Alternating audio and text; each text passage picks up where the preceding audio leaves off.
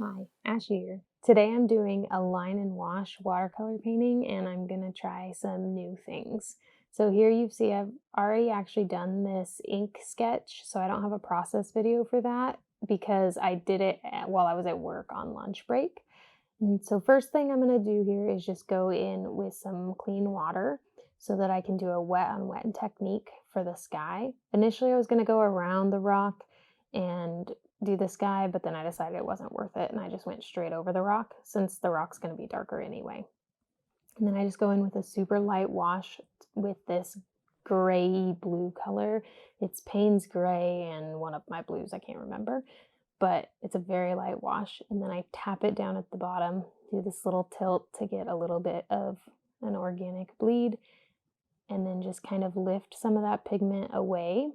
And then I go in and wet the rock to do my wet on wet technique for my first layer for the rocks. So I start with a darker gray here, which I just mix up with adding some more gray basically, and start with the underside of the rock, which is going to be the more shadowy area. And I add just different consistencies of paint here, some more watery, some less watery, to get different values and some variety for the rock, trying to just get a base, but also adding in some of that variation for the shadows already. Now I'm also using my reference photo here to see kind of where the shadows and the highlights are. And then I decided that it needed to be a little bit warmer. So I add in some browns and a little bit of kind of a yellow color to the underside just to make it look a little bit warmer. In the reference photo, you can see here that it actually has a very, very warm glow from where the sun is hitting it. So just adding some of those warms in.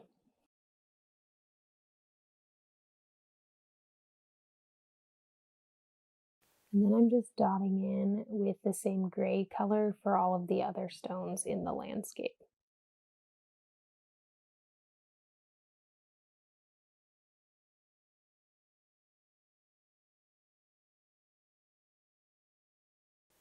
Next, I work on the hills and the fields in the background. And so I do a wet and wet technique again, and I am mixing up just a different kind of a warm, deep green. And then I tilt again here. I've seen other watercolor YouTubers tilt their paper to direct the bleeds in the wet and wet, so I decided to give it a few times here in this painting, though I kind of went back over this one anyway, so, it didn't really matter. But just like the rocks, I'm mixing different colors in to get variety. I will say, having been to Ireland, it's totally true what they say. And in Ireland, you do have every color of green imaginable. It's gorgeous. It's amazing.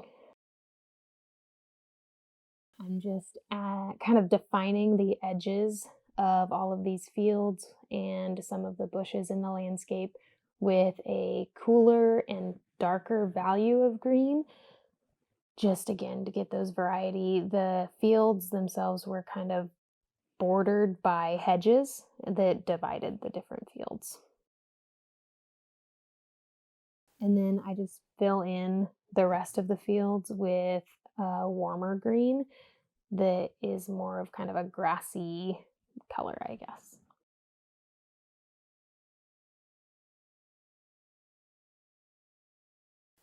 Now for the foreground, I start with just a super light wash of the green and I add in some of the darker values and just again wet on wet technique here. And then I lift some of the pigment away with a damp, clean brush to get some highlights in. And I think this was pretty effective to make that foreground look a little bit hilly or I guess undulated instead of just a flat surface. So going in for those highlights. And then I just go in with a little bit deeper value again to add some shadows around the stones and some of the low lights on the grass itself.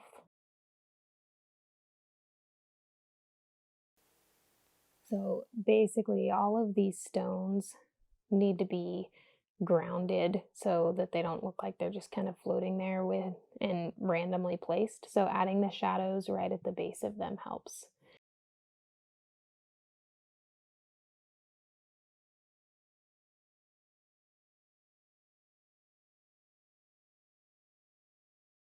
Now I am adding in this kind of brown grassy field, I guess, with a lot of stones in it. So it's just a super light wash of this brown color. Now I go back and add the shadows from the portal tomb. I'm not really sure why I started with a brown color when shadows should be cool and not really warm. So then I go back over it with a cooler, slightly cooler green and a darker value of green for that shadow. I go back to the stones. So now it's a wet on dry technique. And this allows me to get a darker value and some more variety on all of those different stones. So I did try to use a dry brush technique here. Again, I've seen other people describe this technique and use it to get some texture. I did find it a little bit tricky to make sure the value of my paint was not too dark because I didn't want my stone to be a super dark gray. So I had to add a lot of water to my paint, but then for the dry brush technique, it felt too wet. So I didn't get a lot of texture. I did find that if I let the mixed paint dry in my palette a little bit, just let some of that water evaporate first, it worked much better and I still had a pretty light value for my paint. So after I do that, I hold my brush pretty much horizontal to the page and just kind of drag it along to pick up the texture of the cold pressed paper. Now, this would probably also work a little bit better on maybe a higher quality paper. I do really like this Moleskine sketchbook, and it is linked in the description, but it isn't 100% cotton, and I know that that can make a big difference on some of these textures.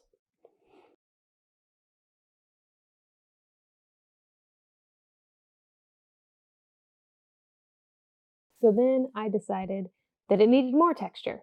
So I decided to try out some splattering with white gouache. And you can see I was real messy with it, didn't really know what I was doing. I tried a few different techniques, messed up a few times, but dabbing with the paper towel made it pretty much, those mistakes disappear. So that's a nice part of watercolor that you can kind of undo things and not worry too much about messing up. I did find that what worked the best for me was to use a medium round brush. I think it's like a size 6. All the different brands have a little bit different sizing though. And then I actually tapped on top of it with the other brush, and this gave me the most control of the direction of my splatters and the size of the splatters. And then I just kind of dab it with my finger to blend it out a little bit. And then I use my fan brush with a dry brush technique to create some horizontal streaking on the top stone. And then more splatters because it was fun. Once I actually decided to loosen up and just go with it and be a little bit okay with the messiness, it was very fun to do the splatter technique.